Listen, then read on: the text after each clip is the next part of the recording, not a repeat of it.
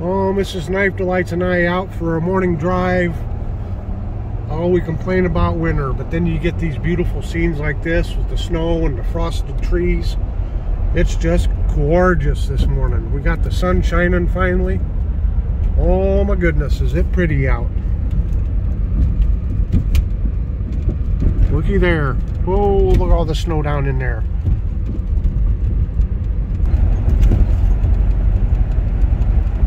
Yeah, buddy, look at that. Isn't that pretty? Hello, everybody, and welcome to Knife Delights. We are looking at my first knife purchase of the year 2023. And as you can see, it is this beautiful Buck Stockman. This is one of the Stockmans that Buck makes that I've been wanting to get for a long time. And I finally pulled the trigger on it and I purchased it. And it's a welcome addition to my 300 series of Buck knives. This is the Buck 301. As you can see there. Hopefully that focuses in. So anyway, yeah, this is what was, well, I think originally it was called the Chairman's model because, I don't know, 20, 30 years ago, I think Chuck Buck was the chairman of Buck Knives. And they came out with this series with the rosewood handles and the blue shield there, blue inlay.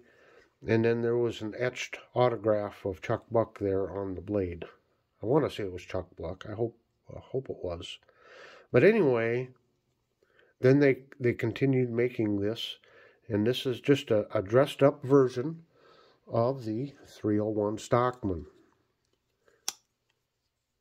And here's your typical Stockman, traditional looking with the black saw-cut Velox on it. The traditional logo. And that logo is the cutting a nail with a buck knife by using a hammer.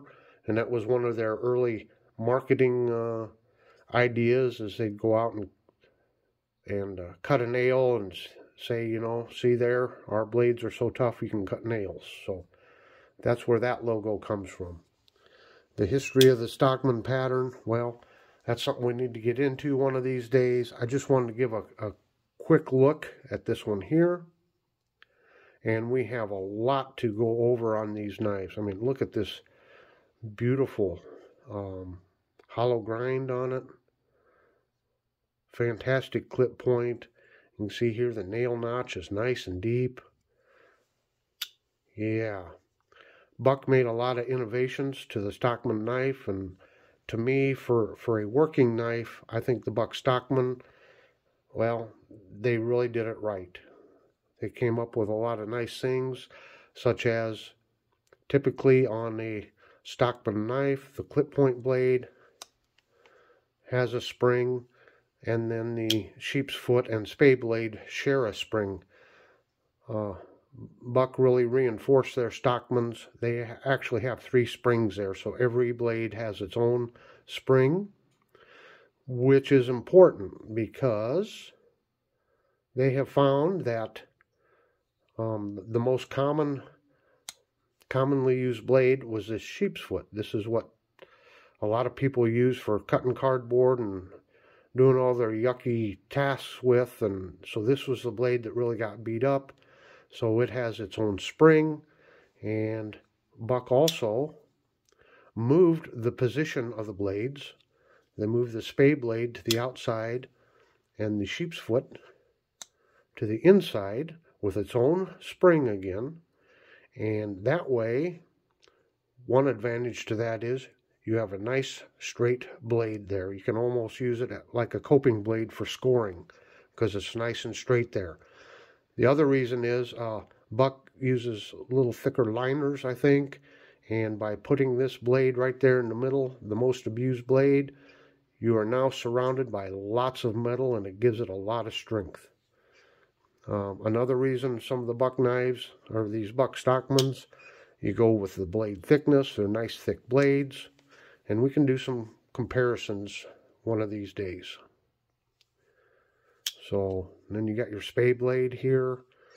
Sometimes they replace a spade with a leather punch, leather awl, or they put a pen blade there.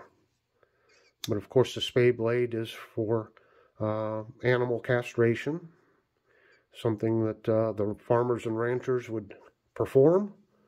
And the purpose of the spay blade is you have that little slant down so that when you're reaching up into delicate areas, think about doing surgery, you've got a little bit of a flat spot there. As you're poking up in there, you don't accidentally poke something and cut something you wouldn't want to do.